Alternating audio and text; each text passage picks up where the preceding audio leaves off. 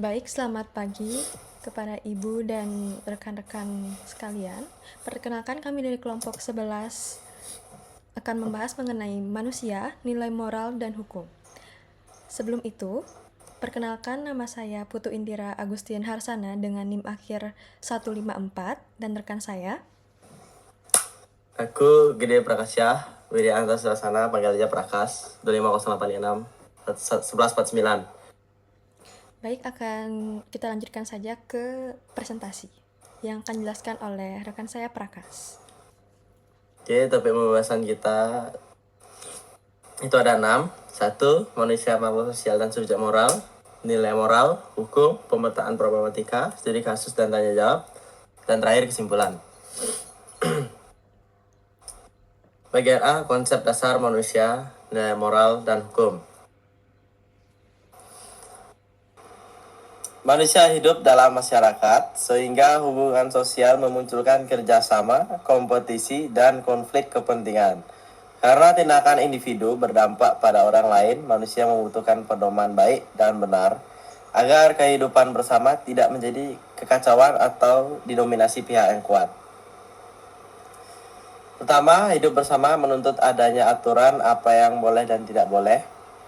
Yang kedua, memiliki kapasitas menilai tindakan yang benar dan salah sehingga lahirnya tanggung jawab moral.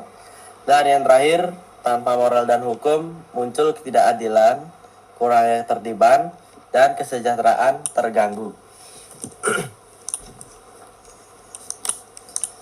Lalu menurut Kant, martabat manusia menuntut tindakan yang menghormati orang lain sebagai tujuan, bukan alat.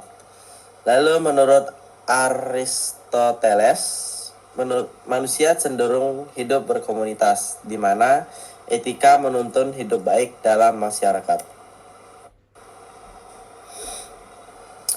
Nilai moral itu adalah nilai yang menjadi ukuran normatif untuk menilai tindakan manusia sebagaimana baik, buruk, patut, tidak patut dalam kehidupan bersama. Nilai moral memberikan arah seharusnya sebelum hukum bekerja sebagai paksaan formal. Bersifat normatif itu memandu yang seharusnya dilakukan. Mengikat secara sosial itu melalui pujian atau rasa malu. Menjadi dasar etika publik itu kejujuran, keadilan, dan tanggung jawab dan kemanusiaan. Yang terakhir, menguatkan budaya kepatuhan itu taat karena sadar, bukan hanya takut. Sumber dan fungsi nilai moral dalam masyarakat. Sumber itu keluarga dan pendidikan, agama dan budaya, ideologi negara, dan pemimpin teladan. Lalu fungsi itu mengurangi konflik melalui norma empati, menopang legitimasi aturan, hukum lebih ditaati bila dianggap adil. Yang terakhir, mendorong kepercayaan, memperkuat kerjasama sosial. Apa itu hukum? Hukum adalah norma formal yang mengikat, dibentuk oleh otoritas negara, memiliki sanksi, dan ditegakkan melalui institusi. Hukum berfungsi mengatur perilaku, melindungi hak, dan menyediakan mekanisme penyelesaian sengketa secara sah. Hukum membedakan aturan sosial biasa dari aturan yang dapat dipaksakan secara legal. Kualitas hukum terlihat dari konsistensi penegakan dan akses keadilan. Hubungan nilai moral dan hukum. Hukum menginstitusikan nilai moral publik agar pergaulan sosial tidak dikuasai oleh kekuatan atau uang. Namun, hukum juga bisa kehilangan legitimasi melalui praktik seperti pungli. Nilai moral memberi arah keadilan dan kejujuran. Hukum memberi keterikatan, kewajiban, dan sanksi. Jika nilai moral lemah, maka hukum menjadi paksaan semata. Dan yang terakhir, jika hukum lemah atau selektif, nilai moral publik rusak sehingga dianggap bisa ditawar atau nego. Bagian B, wujud masyarakat bermoral dan taat hukum. Wujud masyarakat bermoral dan taat hukum ditunjukkan melalui nilai hasil sosialnya, bukan hanya oleh aturan. Yang pertama, keadilan, tindak diskriminatif dan perlakuan fair. Yang kedua, ketertiban, aturan berjalan, penegakan konsisten, konflik diselesaikan lewat mekanisme sah atau stabilitas. Dan yang terakhir, kesejahteraan, hak dasar terpenuhi, pelayanan publik baik, akses keadilan terbuka, atau tujuan hidup bersama dan bernegara.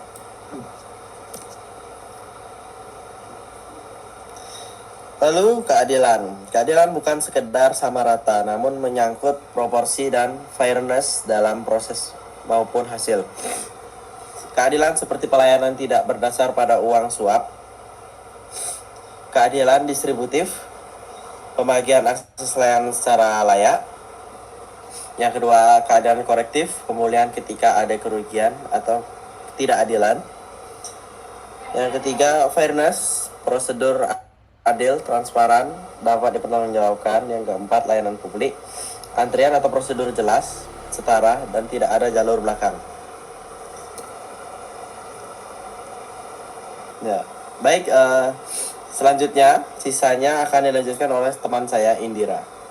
Baik, terima kasih. Selanjutnya adalah ketertiban, di mana ketertiban diartikan keadaan ketika prosedur jelas dan berjalan konsisten. Jika aturan tidak konsisten dan mudah diakali, masyarakat menganggap hukum hanya formalitas. Yang pertama, memerlukan aturan, SOP, pengawasan, dan penegakan. Yang kedua, kepastian hukum, memprediksi proses dan hak warga. Yang ketiga, ketertiban semu, ini adalah tampak rapi di permukaan, tetapi penuh transaksi ilegal. Yang keempat, itu adalah pungli, menghancurkan ketertiban karena prosedur resmi tidak relevan. Yang terakhir itu adalah kesejahteraan. Kesejahteraan tidak hanya bermakna secara ekonomi, tapi juga akses terhadap layanan publik dan perlindungan hak. Kesejahteraan itu mencakup layanan publik, rasa aman, dan akses keadilan. Di mana pungli, biaya naik secara tidak resmi, ketidakadilan akses, dan kualitas layanan menurun. Nah, dampak jangka panjangnya itu adalah muncul ketidakpercayaan pada institusi, sehingga partisipasi publik turun dan negara menjadi tidak efektif. Bagian C, problematika nilai, moral, dan hukum. Bagaimanakah problematikanya? Jika kita petakan, muncul ketika ada jarak antara nilai moral yang diidealkan dengan realitas penegakan hukum dalam masyarakat dan negara. Yang pertama itu adalah korupsi atau penyalahgunaan wewenang, ini termasuk pada keadilan. Yang kedua itu adalah budaya permisif, bisa kita sebut sebagai yang penting selesai atau kelar atau beres, itu termasuk ke nilai moral yang turun. Yang ketiga itu adalah prosedur rumit dan layanan lambat, ini membuka peluang pungli oleh oknum. Lalu, menurut Sukanto, efektivitas hukum dipengaruhi oleh substansi hukum, aparat penegak, sarana masyarakat, dan budaya hukum.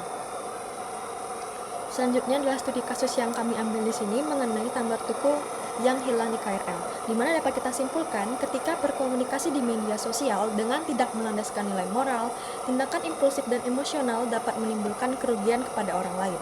Selain itu, ketertiban prosedur tanpa keadilan prosedural menghasilkan ketertiban semu, di mana organisasi yang bisa kita lihat di sini adalah KAI yang merupakan instansi layanan publik bergerak cepat demi citra untuk menekan tekanan publik dan pada akhirnya kesejahteraan layanan publik ikut turun. Jika kita petakan kembali konfliknya berhubungan dengan nilai, yang pertama itu adalah nilai moral, di mana kasus viral menunjukkan pentingnya mindful dalam sharing keluhan ataupun tuduhan. Yang kedua, keadilan, di mana tuduhan yang tidak didukung bukti memicu ketidakadilan bagi pekerja lapangan atau outsourcing. Yang ketiga, ketertiban, di mana viral yang tidak terverifikasi dapat memicu kegaduhan layanan publik. Yang keempat, kesejahteraan, di mana kasus ini berdampak pada stabilitas pekerjaan pihak yang terseret. Dan yang terakhir yaitu hukum, di mana potensi pencemaran nama baik menunjukkan pentingnya SOP dan perlindungan hukum dalam negara. Baik, selanjutnya adalah kesimpulan, di mana nilai moral dan hukum menjadi dua pilar utama yang membentuk tatanan kehidupan sosial manusia yang adil dan beradab. Nah, nilai moral menumbuhkan kesadaran tentang baik dan buruknya pribadi, sementara hukum memastikan keteraturan serta perlindungan hak melalui aturan yang mengikat. Keseimbangan keduanya menciptakan keadilan, ketertiban, dan kesejahteraan sebagai wujud masyarakat ideal yang bukan hanya patuh terhadap aturan, tetapi juga sadar untuk menjalankan hukum secara fair dan dengan menjunjung martabat. Baik, sekian presentasi dari kelompok kami. Apabila ada kesalahan kata, kami mohon maaf. Terima kasih.